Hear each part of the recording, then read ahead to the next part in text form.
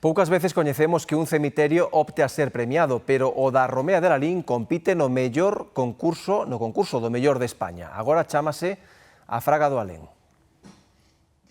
Polo seu valor patrimonial e paisaxista, con 32.000 metros cadrados de zonas verdes, o cemiterio da Romea de Lalín, agora chamado Fraga do Alén, está entre os 3 finalistas do 10º concurso de mellor camposanto de España.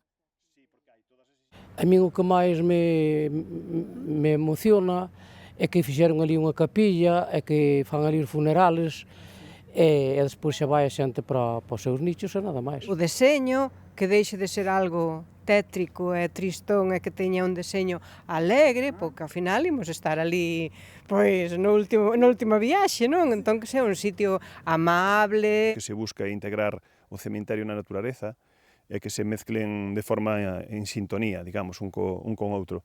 Por eso que vemos ao noso alrededor é basicamente un bosque, non? Que nos envolve a todo o cemiterio.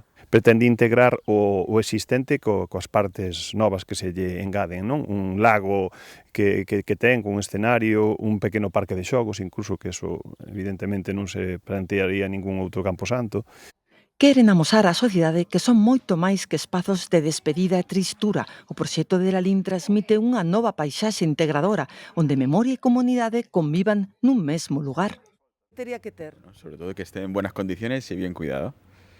Que el ayuntamiento ponga de su parte para que esté bonito. Es una propuesta novedosa, creemos que desde el Concello va a permitir, digamos, atender, insisto, a esta demanda, nos permita ampliar, casi duplicar la capacidad actual del cementerio, respetando el entorno en el que se ubica. Sí. Fraga do Alén. Sí, con moitos árboles, e a verdade o sitio é bonito, é para quedarse ali.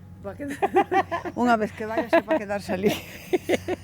Compite cos cemiterios de Alcalá de Henares, Bilbao e Mallorca na idea de levar vida onde non a hai para acompañar con serenidade os seres queridos que marchan nun bosque do máis alá.